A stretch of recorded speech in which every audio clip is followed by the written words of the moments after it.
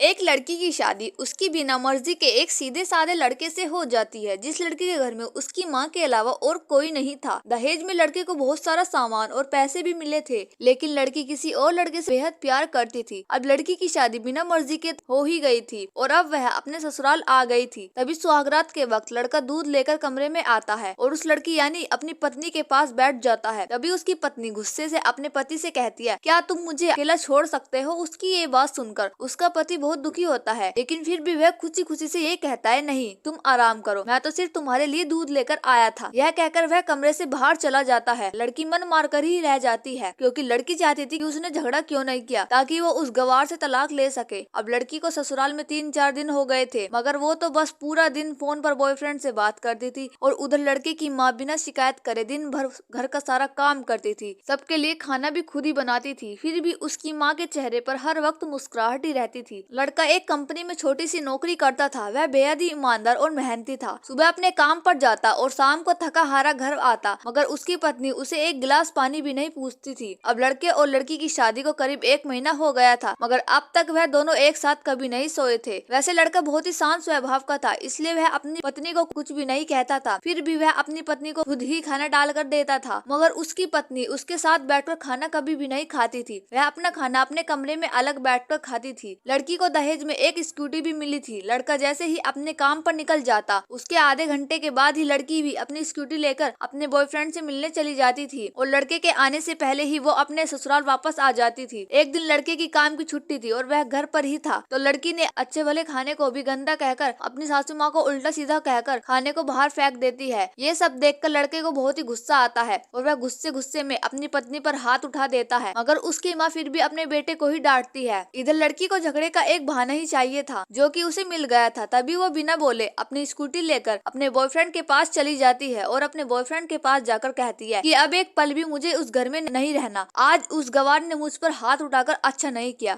तभी उसका बॉयफ्रेंड कहता है, अरे तुमसे तो मैं कब से कहता हूँ तुम भाग चलो मेरे साथ कहीं दूर, मगर तुम हो कि आजकल पे ही लगी रहती हो। तब लड़की कहती है, शादी के दिन मैं तुम्हारे पास आई थी, तुमने तो मुझे वापस घर लौटाया था। मुझे बॉयफ्रेंड ने कहा, खाली हाथ हम दोनों कहाँ तक भागेंगे, तुम ही बोलो। मैंने तुमसे कहा था कि कुछ पैसे और गहने साथ ले लो, और तुम हो कि खाली हाथ ही मेरे पास आ गई थी। आखिर दूर एक नई जगह में जिंदगी की शुरुआत करने के लिए पैसे तो चाहिए ना। और हाँ, एक बात और, जब भी मैं तुम्हारे पास आता हूँ और तुम्हें छूना चाहता हूँ, तभी तुम्हारे नखरे हो जाते हैं और बस यही कहती रहती हो कि ये प्यार प्रेम शादी के बाद ही होगा। तभी लड़की गुस्सा होकर कहती है, हाँ शादी के बाद ही अच्छा होता है ये सब, और मैं तुम्हारी ही तो हूँ। मैं आज भी एक कुंवारी लड़की हूँ और शादी करके भी आज तक उस गवार के साथ एक रात भी नहीं सोई हूँ, क्योंकि मैंने तुमसे ही प्यार किया है। और अब मैं चाहती हूँ कि तुम मुझसे शादी करके मेरी मांग में अपने हाथ से सिंदूर भर दो, फिर मैं पूरी ही तुम्हारी हो जाऊंगी और फिर तुम मुझे अपनी मर्जी से दिन रात प्यार कर सकते हो। तब उसका बॉयफ्रेंड कहता है, तो ठीक है, मैं तुमसे शादी कर लूंगा, मगर तुम कम से कम 5 लाख रुपए को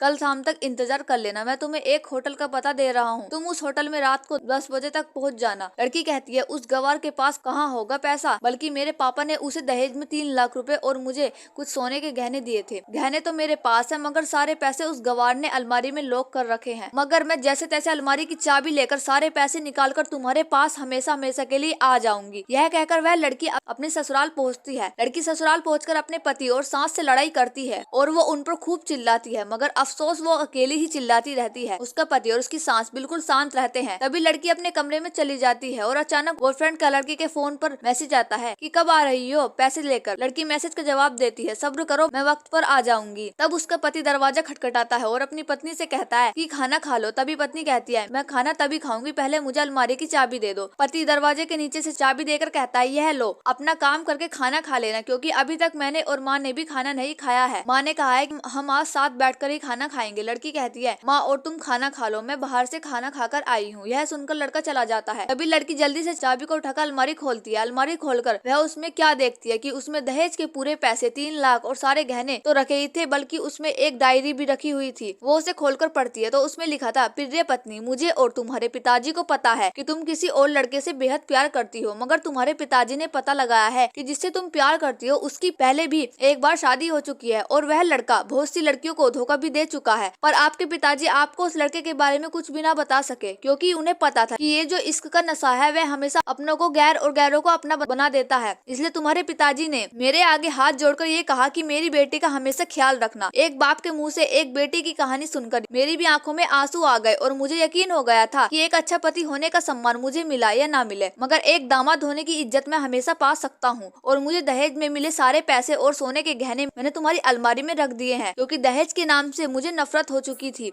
इस दहेज के ही कारण मैंने अपनी बहन और पिता को खोया था, और मेरे पिता के अंतिम शब्द भी यही थे कि किसी बेटी के बाप से कभी 1 रुपए का भी दहेज न लेना। और उस डायरी में यह भी लिखा था कि तुम मुझसे आजाद हो और तुम कहीं भी जा सकती हो। डायरी के बीच के पन्नों में तलाक के पेपर रखे थे, जहाँ मैंने पहले ही अपने साइन कर दिए हैं। तुम्हें लगे कि अब इस गवार के साथ नहीं रहना, तब तुम भी इस तलाक के पेपर पर साइन करके अपने सारे पैसे और जेवर लेकर जा सकती हो। लड़की डायरी पढ़कर हैरान भी थी और परेशान भी थी। ना चाहते हुए भी उसके गवार पति के शब्दों में उसके दिल को छू लिया था। अब वो न चाहते हुए भी गवार पति के अनदेखे प्यार को वह महसूस करने लगी थी। वह फूट फूट के रोने लगी। डायरी में आगे लिखा था कि मैंने तुम्हें इसलिए मारा क्योंकि आपने माँ को गाली दी, और जो बेटा खुद के आगे अपनी माँ की बेइज्जती होते सहन कर ले, फिर वह बेटा ही कैसा। इसलिए मुझे माफ कर देना, क्योंकि मेरे लिए माँ का दर्जा सबसे बड़ा है, और आपको मैं दुल्हन बनाकर अपनी हमसफर बनाने लाया हूँ, आपसे जबरदस्ती करने नहीं। आपको मुझसे प्यार हो ना हो, लेकिन मैं अंत तक सिर्फ आपसे ही प्रेम करता रहूंगा। अब फैसला तुम्हारे ही हाथों में है। अब लड़की दुल्हन बन चुकी थी और उसकी आंखों से आंसू बह रहे थे। अचानक लड़की के बॉयफ्रेंड का फोन आता है। तभी गुस्से में लड़की अपने फोन को स्विच ऑफ करके फोन को सिम कार्ड तोड़ देती है, और अब उसे वह सब समझ में आ जाता है कि जिससे वह बेहद प्यार करती थी, उसे तो सिर्फ पैसों से ही प्यार था, और सच्चा प्यार करने वाला तो मेरा पति ही था, जिसने सिर्फ मेरे पापा की इज्जत रखने के लिए ही उससे शादी कर ली, और उसे मेरा एक बॉयफ्रेंड है पता होने के बाद भी मुझसे इतना प्यार किया। मैं अपने पति का प्यार क्यों नहीं समझ पाई। यह सब सोचकर वह रोती रही। फिर उसने रोते हुए अलमारी का सारा सामान जैसा था वैसे ही रखकर ना जाने कब सो गई। अगले दिन उसकी पत्नी सुबह देर से जागी। तब तक उसका पति ऑफिस जा चुका था। तभी पहले नहा धोकर उसने साड़ी पहनी, फिर लंबा सा अपनी मांग में सिंदूर लगाया, जबकि पहले एक बिंदी जैसे साइड पर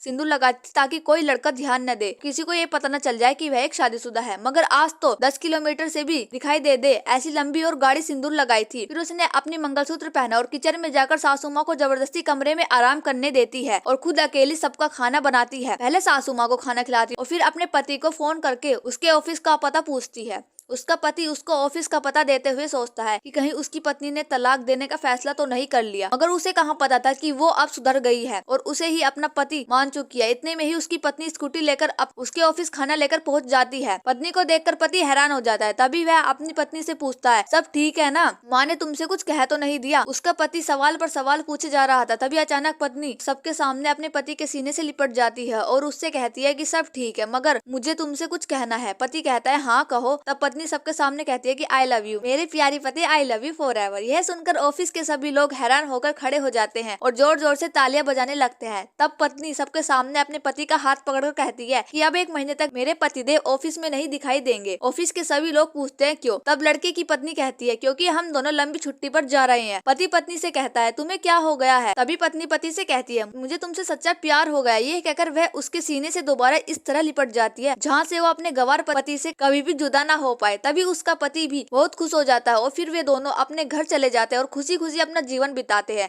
और हमेशा खुश रहते हैं। दोस्तों, प्यार हमेशा उससे करना चाहिए जो आपसे प्यार करता है और साथ ही आपकी और आपके परिवार की इज्जत भी करता हो। पैसों से प्यार करने वाला इंसान कभी आपसे प्यार नहीं कर सकता। दोस्तों, इस कहानी से आपको क्या सीख मिलती है हमें कमेंट में जरूर बताएं और ऐसी इंटरेस्टिंग कहानियों के लिए चैनल को सब्सक्राइब करना ना भूले। थैंक यू दोस्तों।